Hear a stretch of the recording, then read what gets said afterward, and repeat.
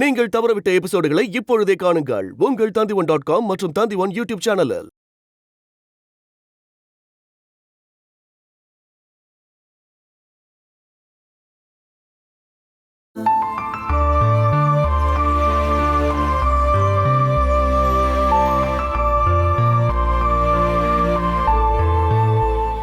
சுமதியா? ஆமா. நான் தெரியாதனமா அவகிட்ட போய் மாட்டிக்கிட்டு சுகு. சொல்ல போனா ஜஸ்ட் மிஸ்ல நான் தப்பிச்சிருக்கேன். அவ அம்பாட்டுல இருந்து வந்தாளா? ஆமா. உன்கிட்ட சொல்லாம தானே வீட்டை விட்டு கிளம்பி வந்திருக்கா. இந்த மகளிர் குழு மீட்டிங் சொல்லி அடிக்கடி வெளியே போவா. அவ அப்படிதான் போயிருப்பான்னு நான் நினைச்சேன். நேத்து இந்து எனக்கு கால் பண்ணியிருந்தா. இந்து தான் எனக்கு கால் பண்ணியிருப்பான்னு சுமதிக்கு சந்தேகம் வந்துருச்சு. அதை செக் பண்றதுக்கு தான் அம்பாட்டுக்கு போயிருப்பா. எனக்கும் அப்படிதான் தோணுது. அதனால நானும் என் மூளை யூஸ் பண்ணேன். இந்து எங்க, சுகுமார் எப்படி இருக்காரு, சுமதி கிட்ட இந்த மாதிரி ஏகப்பட்ட கேள்வி கேட்டேன். அப்படி கேட்டதுனால தப்பிச்சேன். சுமதியோட மனசுல இந்து சம்பந்தப்பட்ட விஷயங்கள், ஏகப்பட்ட சந்தேகங்கள் அவ மனசுக்குள்ள இருக்குப்பா. சுகு, நீ கொஞ்சம் ஜாக்கிரதையா இருந்துக்கோ. நான் கால் பண்ணதா சொல்ல வேணாம்ப்பா. போனை வைக்கட்டுமா?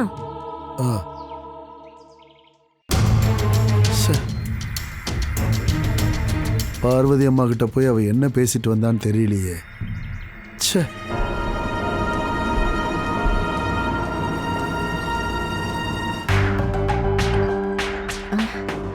முன்பக்க வாசல் வழியா போனா கண்டிப்பா இவர் அங்க இருப்பாரு. தேவையில்லாம இப்படி போய் மாட்டிக்க வேணாம்.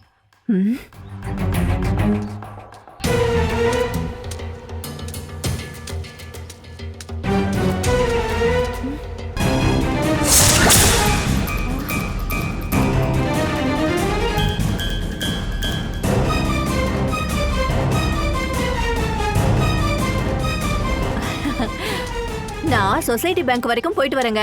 புதுசா மாச சீட் ஆரம்பிக்கிறாங்களாம். அப்ப சீட்ல சேர்ந்துட்டியா? இல்ல, உங்ககிட்ட கேட்டுட்டு முடிவு பண்ணலாம்னு நினைச்சேன். அது நல்ல ஐடியா. முக்கியமான முடிவு எடுக்கிறதுக்கு முன்னாடி என்கிட்ட கேட்கணும் இல்லையா? நீ ரொம்ப புத்திசாலி தான். நான் பாட்டுக்கு என் இஷ்டத்துக்கு ஏதாவது பண்ணுவேனா என்ன? நீ சொசைட்டி பேங்க் தானே போனேன்னு சொன்ன? ஆமா. ஏன், என்னாச்சுங்க? என்னையில இருந்து பேங்க் அம்பாட்டுக்கு மாத்தினாங்க.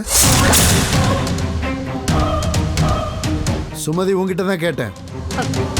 ஓ, உடனே பார்வதி அம்மா போன் பண்ணி சொல்லிட்டாங்க போல. நீ தேவையில்லாம அவங்க மேல பழிய போடாது. ஏண்டி, உன்னையும் என்னையும் தெரிஞ்சவங்க நிறைய பேர் இந்த ஊர்ல இருக்காங்க. நீ அம்பாட்டுல இருந்து இறங்கி வர்றதை பார்த்தவங்க எனக்கு போன் பண்ணி சொன்னாங்க. அப்படி தெரிஞ்சிருந்தா நான் வரத பத்தி ஏன் இங்க பதுங்கி நின்னுட்டு இருந்தீங்க? நீ வீட்டுக்கு வர்றதுக்கு நேரா வராம ஏன் இப்படி சுத்திக்கிட்டு வர? அப்ப அதுல எதுவும் தப்பு இல்லையா? அதை தெரிஞ்சுக்கதான் நான் இங்க நின்னுட்டு இருந்தேன். நீ எதுக்கு அம்பாட்டுக்கு ரகசியமா போன சுமதி? நான் மறைச்சு வைக்க எதுவும் இல்ல. உங்களுக்கு போன் பண்ணது இந்து தானோன்னு எனக்கு தோணுச்சு. அவ எங்க இருக்கான்னு தெரிஞ்சுக்கதான் நான் பார்வதி அம்மாவை பார்க்க போனேன். அப்ப போனதுனால எல்லாம் தெரிஞ்சிச்சா? அவளை பத்தி அவங்களுக்கு எதுவும் தெரியாதுன்னு சொல்லிட்டாங்க. அது உண்மையா இல்லையான்னு யாருக்கு தெரியும்? சொல்ல போனா நீ யாரையுமே நம்ப மாட்ட, அப்படிதானே? எப்படி நம்ப முடியும்? எல்லாம் கண்ணாமூச்சி ஆட்டம் தானே. நீ பார்வதி அம்மா கிட்ட இந்து பத்தி என்ன சொன்ன? அவளுக்காக நான் ரொம்ப நாளா வெயிட் பண்றேன். அவளை பார்க்கலனாலும் எனக்கு பிரச்சனை இல்ல. அவ குரலை கேட்டாலே எனக்கு ரொம்ப பாவமா இருக்கும். போதும் நிறுத்து. நீ என்கிட்ட உன் சாமர்த்தியத்தை காட்டாத. அம்மு குழந்தைய பத்தி நீ அவங்க கிட்ட என்ன சொன்ன, அதுதான் எனக்கு தெரியணும். இந்த கேள்வி கேட்பீங்கன்னு எனக்கு நல்லா தெரியும். அதனாலதான் நான் அந்த குழந்தைய பத்தி ஒரு வார்த்தை கூட சொல்லல. அந்த குழந்தை காணாம போன நியூஸ் அவங்களுக்கு இன்னும் தெரியலன்னு தோணுது. ஒருவேளை என் வாயில இருந்து அந்த வார்த்தை வந்துச்சுன்னா நாளைக்கு நீங்க எல்லாம் சேர்ந்து என்னதான் டார்ச்சர் பண்ணுவீங்கன்னு எனக்கு தெரியும். சோ, இந்த அளவுக்கு நல்லதாவது பண்ணிருக்கியே.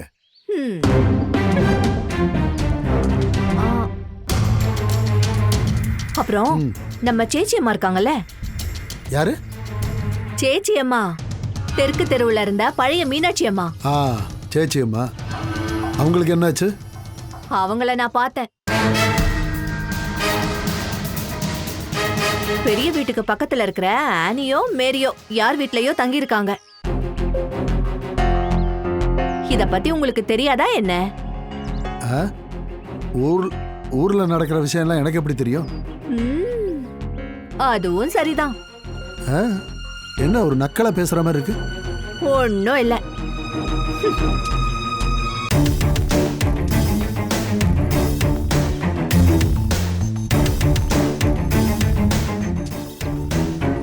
சுமதியோட இந்த பார்வையில அவ மனசுக்குள்ள ஏதோ சந்தேகம் வந்துருச்சு போல.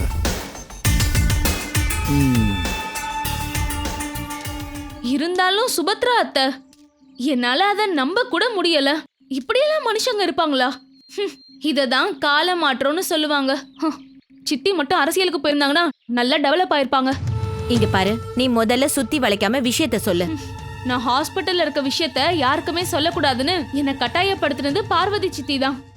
நீ ஒண்ணு ஞாபகம் வச்சுக்கோ, இத பத்தி வேற யாருக்கு தெரிஞ்சாலும் சுபத்ரா அண்ணி கிட்ட மட்டும் சொல்லாத அபிராமின்னு என் முகத்தை பார்த்துதான் அவங்க சொன்னாங்க. உண்மையாவா? அத்தை, நான் உங்க மேல சத்தியமா சொல்றேன். இதுதான் சித்தியோட பிஹேவியர். இத நான் சொன்ன யாராவது நம்புவாங்களா என்ன? அம்பாட்டு பார்வதியம்மா ச்சே, ஒரு எறும்ப கூட கொல்ல மாட்டாங்க. கொட்ட வர கொசுவுக்கு ஒரு துளி ரத்தத்தை கொடுத்து டொனேட் பண்ணுவாங்க. இப்படிதான் ஊர்ல இருக்கவங்கள சொல்றாங்க.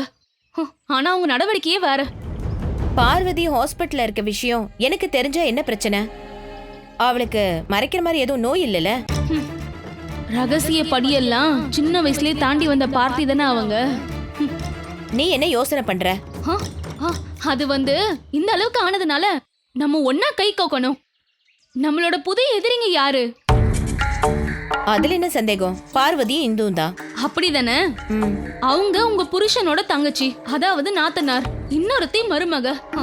இந்த உலகம் உருவானதுல இருந்தே உங்களை மாதிரி உண்மையை பேசுற நல்லவங்களோட தூக்கத்தை கெடுக்கிற பார்ட்டிங்க தான் நாத்தனாரும் மருமகளும். அந்த சரித்திரம் இப்ப இங்கேயும் ஆரம்பிச்சிருக்கு. அவங்க ரெண்டு பேரையும் நம்ம ரெண்டுல ஒண்ணு பார்த்தே ஆகணும். அதுக்கப்புறம் நான் உங்களோட மருமகள் ஆகணும். நீ என் மருமகளா ஆனதுக்கு அப்புறமும் சரித்திரம் கண்டினியூ ஆகுமா? அத்தை, ஒரு மாமியாரா இல்ல, அதுக்கும் மேலதான் என் மாமியாரை நான் ட்ரீட் பண்ண போறேன். இந்துவை ஒழிக்கணும், அதுதான் என் லட்சியம். அதுக்கப்புறம் நான் அவளோட இடத்துக்கு வரணும், அதுதான் என்னோட லட்சியம். என் காரியம் ஆகிறதுக்காக இந்த அபிராமியோட கூட்டு சேர்வா இந்த சுபத்ரா. என்னோட காரியம் ஆகிறதுக்காக எந்த சுபத்ராவோட தோல் மேலையும் கைய போடுவா இந்த அபிராமி.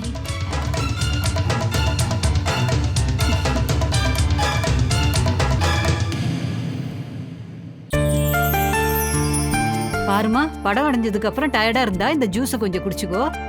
எனக்கு டயர்டா இல்லனா? டயர்டா இல்லைனாலும் இந்த ஜூஸை குடிச்சிடணும்.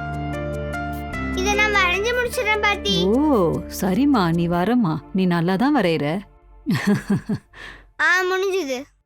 சரிம்மா, இந்த ஜூஸை நீ குடிச்சிடுறியா? என்ன படம் வரைஞ்சிருக்க? இந்த பாட்டிக்கிட்ட கொஞ்சம் காட்டு. இந்தாங்க. ஆஹா, பூனைக்குட்டி படம். பாட்டி, நீங்க பூனை இப்பதான் முதலா பாக்குறீங்களா? இருந்தாலும் பாப்பா, இந்த பூனைக்கு நல்லா கலை கொடுத்துருக்கியே, அப்படியே உயிரோட இருக்க மாதிரி இருக்கு. ஐயோ, இந்த பூனையை பார்க்கும்போது நான் எங்கேயோ பார்த்த மாதிரி இருக்கே. ஐயோடா, இது நம்ம பக்கத்து வீட்டுல இருக்கிற அந்த பூனை தானே? ஆமா, அந்த பூனை தான். அப்படியா? ரொம்ப புத்திசாலிமா, செல்ல குட்டி. பார்வதிமா, கொஞ்சம் இங்க வாமா, நான் உங்ககிட்ட உனக்கு காட்டணும், கொஞ்சம் சீக்கிரமா வாமா. உங்களுக்கு இந்த பூனை பேர் என்ன தெரியுமா? என்ன பேரு? மார்க்கி. இது ரொம்ப நல்லா இருக்கே. இன்னொரு படமும் நான் வரைஞ்சிருக்கேன், அதுக்கும் பேர் வச்சிருக்கேன். அது என்னது? சொல்லுமா. ஆனி ஆண்டி. ஆனி ஆண்டியா? ஆண்டியோட படத்தை நான் வரைஞ்சிருக்கேன், அதுக்கு பேரு ஆனி ஆண்டி தான். அந்த படத்தை நான் உங்களுக்கு காட்டுறேன். கடவுளே, பூனையை வரைஞ்சி வச்ச மாதிரி ஆனியோட படத்தை வரைஞ்சி வச்சிருக்கா போல இருக்கே.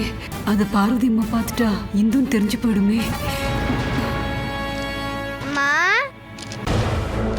ஐயோ பாப்பா, போகாத, நில்லு பாப்பா. இங்க பாருமா, நாம முதல்ல நீ பூனை வரைஞ்ச படத்தை மட்டும் காட்டலாம், ஆனி ஆண்டி வரைஞ்சதை அப்புறமா காட்டிக்கலாம். அது ஏன்? இங்க பாருமா, ரெண்டு படத்தையும் ஒன்னா காமிச்சனா அது ஒரு பெரிய பிரச்சனை ஆயிடும். பிரச்சனை ஆயிடுமா? அதெல்லாம் உனக்கு புரியாதுமா.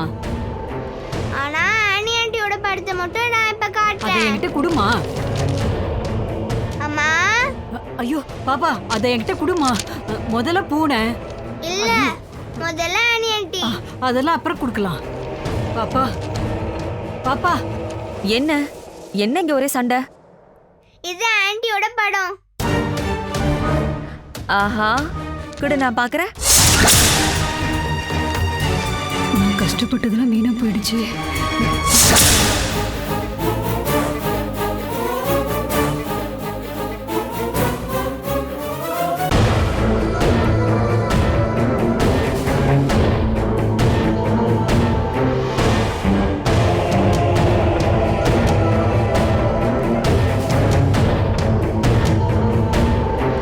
இது யாரு? ஆனி ஆண்டி.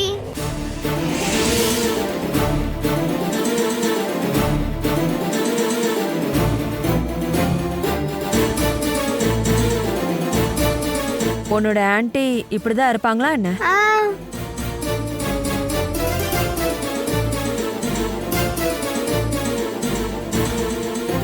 நிஜமாவா? ஆமாமா.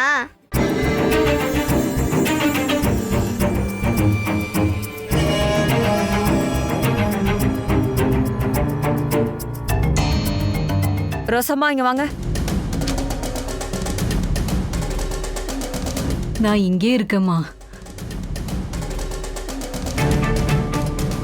உங்களை இங்க வாங்கன்னு சொன்னேன்.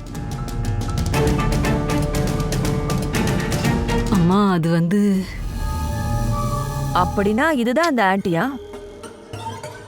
பாருங்க. நான் அப்புறமா பாத்துக்கிறேன்.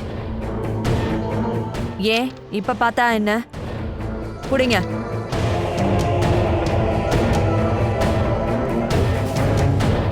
இந்தாங்க, இத பாருங்க.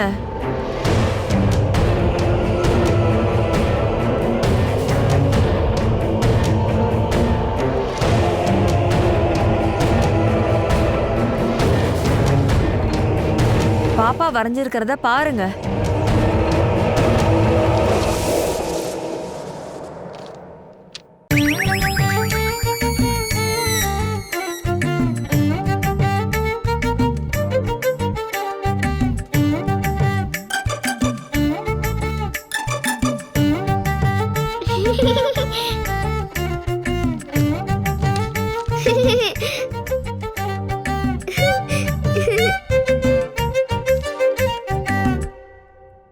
அப்படின்னா அந்த ஆன்ட்டி இப்படிதான் இருப்பா போல.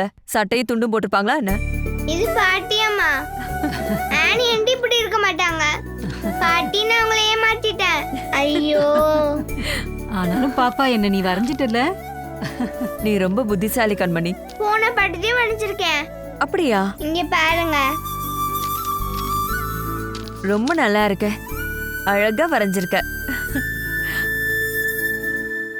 இதே மாதிரி அந்த ஆன்ட்டியையும் நீ அப்புறமா வரைஞ்சு காட்டு. என்ன வரைஞ்சு காட்டுறியா? ஐயோ திரும்பவும் ஏதாவது பிரச்சனை வருமா என்ன? குழந்தை ஆனி வரைஞ்சிருவாளோ? ஐயோ கடவுளே. நீ செக்அப் பண்ணி பார்த்ததுக்கு அப்புறம் ஏதாவது பிரச்சனை சொன்னாங்களா? இல்ல. சாப்பிட மருந்து கொடுத்துருக்காங்களா? நேத்து வரைக்கும் அது இருந்ததா?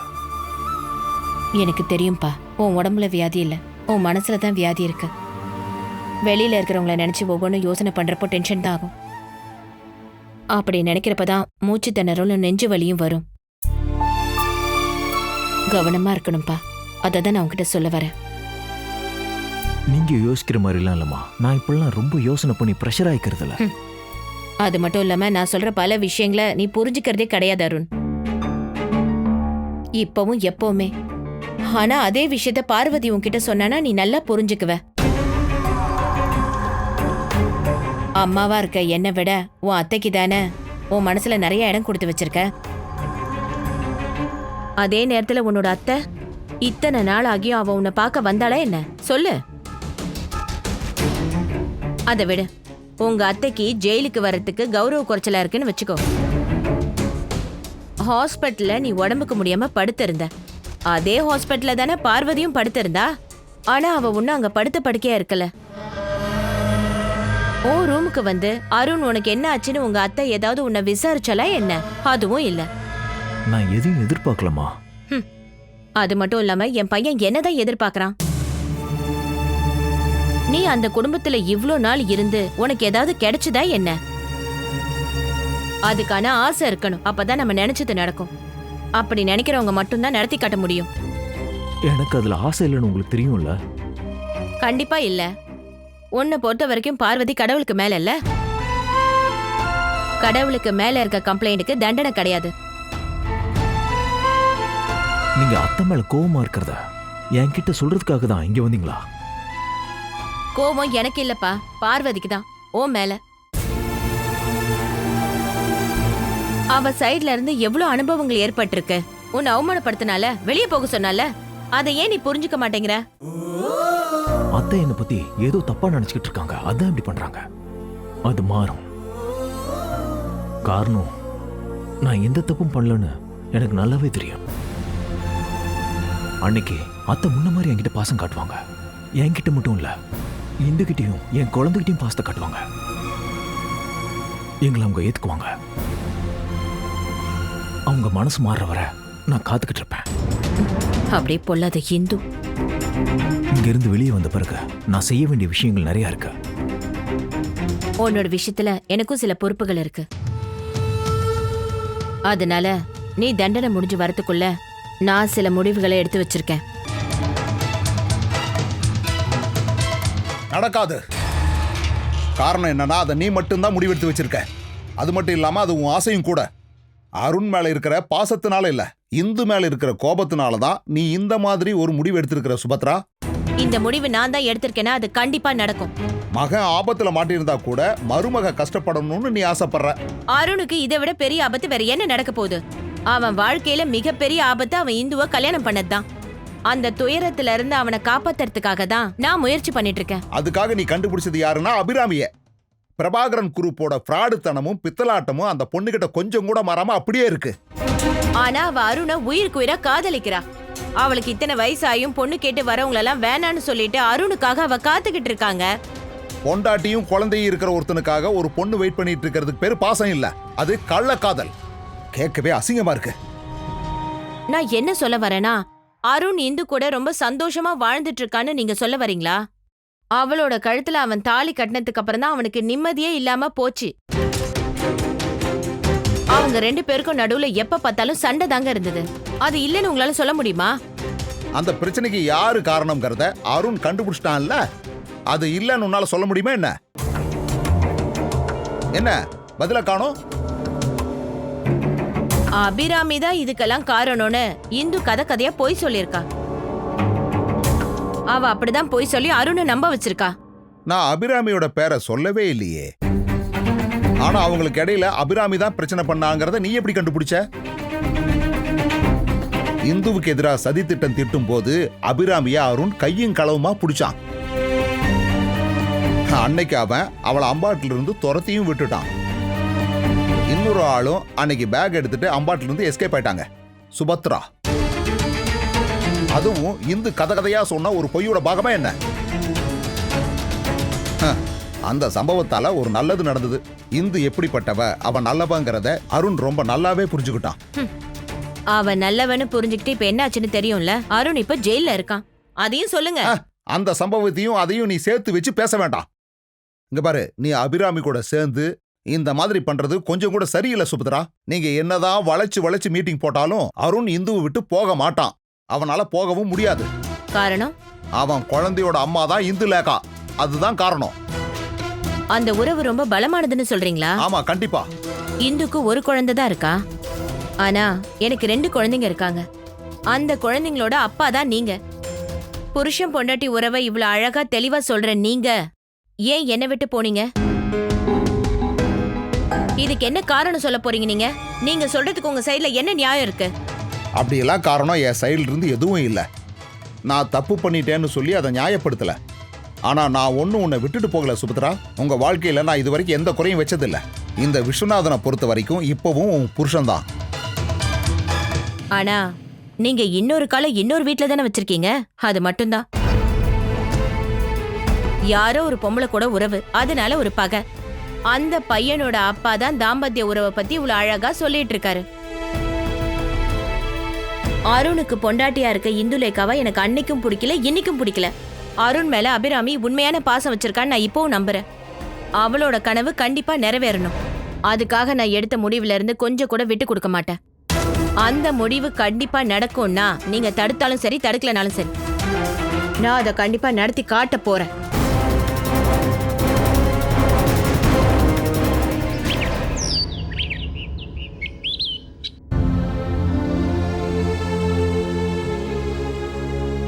ஒரு காலத்துல நம்ம குடும்பத்தோட ஒற்றுமையை பத்தி இந்த ஊர் ஜனங்க எல்லாருக்குமே நல்லா தெரியுமா? ஆனா இன்னைக்கு நம்ம குடும்பத்தில் இருக்கிறவங்களையே என்னைக்காவது ஒரு தடவை தான் பார்க்க முடியுது. இத சொல்ற நான் கூட ஒரு விருந்தினர் மாதிரி தானே வந்துட்டும் போயிட்டும் இருக்கேன். நான் என்னைக்குமே இங்கதான் இருப்பேன். இந்த இடத்த விட்டு நான் எங்க போறது சொல்லுங்க? இந்த சொத்தோட காவல்காரியா நான் இப்ப இருக்கேன். நான் ஒன்னும் உன்னை குத்தம் சொல்லி பேசலாமா? வீடு முழுக்க ஆளுங்க இருந்த காலம் என் மனசுக்குள்ள வந்ததுனாலதாம்மா நான் இது எல்லாத்தையும் உங்ககிட்ட சொன்னேன். இதெல்லாம் காலத்தோட மாற்றங்களா கூட இருக்கலாம். மீதி இருக்கிற ரூம் எல்லாமே ஹோட்டல் ரூம் மாதிரி தான் இருக்குன்னு ரோசம்மா அடிக்கடி சொல்லுவாங்க. ஒவ்வொருத்தரும் ஃபோன் எடுத்துக்கிட்டு அவங்கவுங்க ரூமுக்கு போயிடுவாங்க. அவங்களுக்கு எப்பெல்லாம் பசிக்குதோ அப்பெல்லாம் வந்து சாப்பிட்டுட்டு மறுபடியும் அவங்க ரூமுக்கே போயிடுவாங்க. ஒன்னா உட்காந்து சாப்பிட்டோ ஒன்னா உட்காந்து பேசியோ அந்த மாதிரி எதுவுமே இல்லை. அது என்னமோ உண்மைதான். வாழ்க்கையில என்ன மாதிரி தனியா இருக்கிறத பத்தி எல்லாம் அவங்க கொஞ்சம் கூட யோசிக்கவே மாட்டாங்கன்னு நினைக்கிறேன். அவங்க எங்க இருக்கணும்னு முடிவா இருக்கோ அங்கதான் இருக்கணும். அது ஒரே ஒரு ரூம் இருக்கிற வீடா இருந்தாலும் சரி, இல்ல நிறைய ரூம் இருக்கிற பெரிய பங்களாவா இருந்தாலும் சரி, ரெண்டுக்கும் என்ன வித்தியாசம்? உனக்குன்னு யாருமே இல்லை அப்படின்னு நீ பேசுறத வச்சு பார்க்கும்போது என்னோட மனசு ரொம்ப வருத்தப்படுதுமா.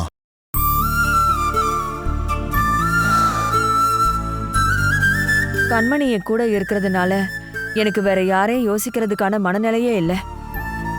அதுக்கப்புறம் என்னைக்காச்சும் ஒரு நாள் கண்டிப்பா என் பொண்ணு திரும்ப வருவாங்கிற நம்பிக்கை இதுவரைக்கும் நான் நம்பிட்டு இருக்கேன். நான் உயிரோட இருக்க காரணமே அவ மட்டும்தான்.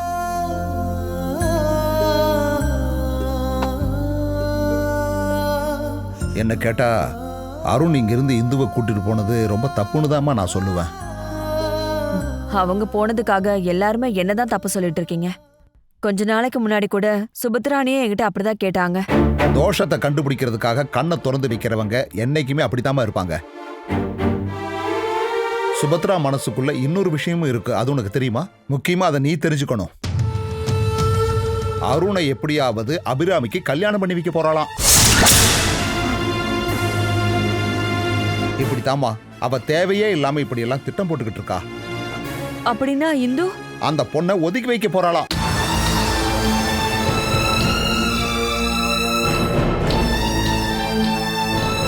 அபிராமி அருணுக்காக காத்துட்டு இருக்கான்னு சொல்றான்.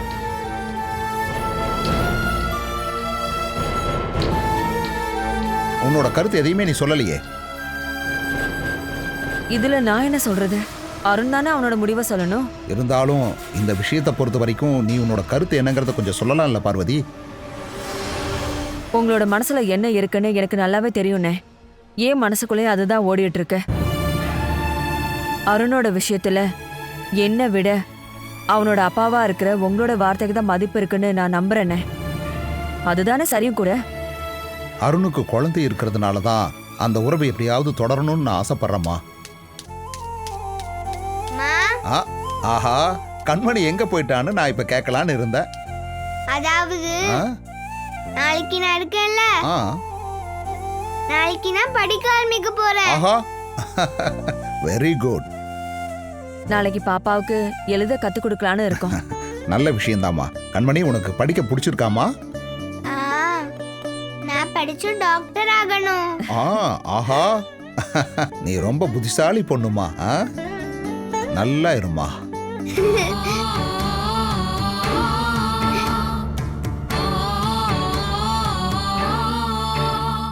Catch us on TV, Tandivan.com, Facebook and YouTube.